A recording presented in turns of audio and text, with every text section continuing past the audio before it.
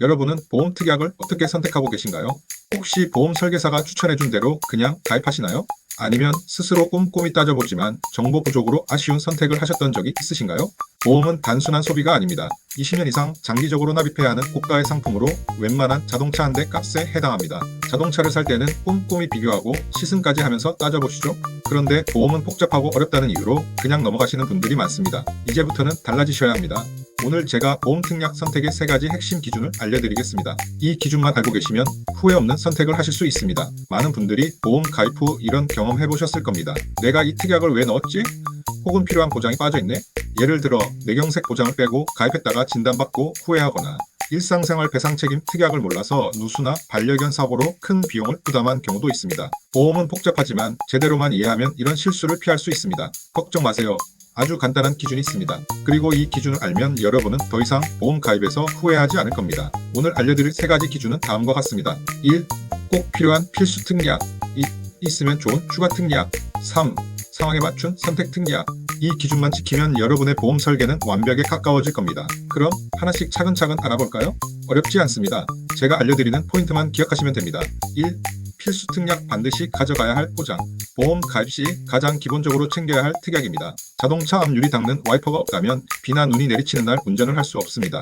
예를 들어 암내 혈관 심장 질환 보장은 필수입니다. 왜냐하면 암은 전 연령대에서 사망원인 1위이며 기대 수명 생존 시 남성은 5명 중 2명, 여성은 3명 중 1명이 암에 걸립니다. 국가암 등록 통계. 심장질환과 뇌혈관 질환도 주요 사망원인으로 꼽힙니다. 특히 뇌혈관 질환은 발병 시 치명적일 뿐 아니라 장기간 치료를 받아야 하고 후유증도 남을 수 있습니다. 특히 남성은 간질환 대비를, 여성은 치매 간병 대비를 추가적으로 고려해야 합니다. 또한 일상생활 배상 책임 특약도 필수입니다. 월 1,000원에서 2,000원으로 큰 리스크를 대비할 수 있죠. 좋은 특약 있으면 더 좋은 보장.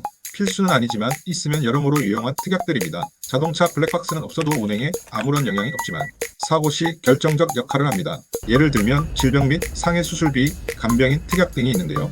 질병 수술비 특약은 실손 보험 개편 이후 중요한 보장이 되었습니다. 경미한 수술부터 중대 질병 수술까지 폭넓게 보장합니다. 또한 간병인 지원 특약 등은 나와 가족이 갑작스레 입원하는 상황에서 큰 도움이 됩니다.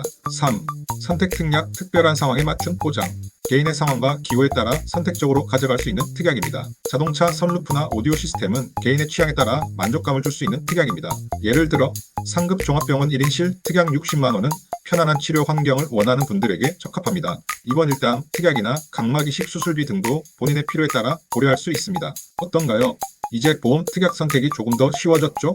이제 여러분도 혼자서 후회 없는 보험 설계를 할 수 있을 겁니다. 보험은 단순히 가입하는 것이 아니라 내 삶과 미래를 위한 준비입니다. 여러분의 상황에 맞춰 현명하게 선택하세요. 다음 영상에서는 구체적으로 어떤 특약들을 선택하면 좋을지 자세히 다룰 예정이니 기대해주세요. 구독과 좋아요는 저에게 큰 힘이 됩니다. 감사합니다. 해당 내용은 모집 종사자 개인 의견으로 계약 내용에 따른 손익은 보험계약자 및 피보험자에 귀속됩니다.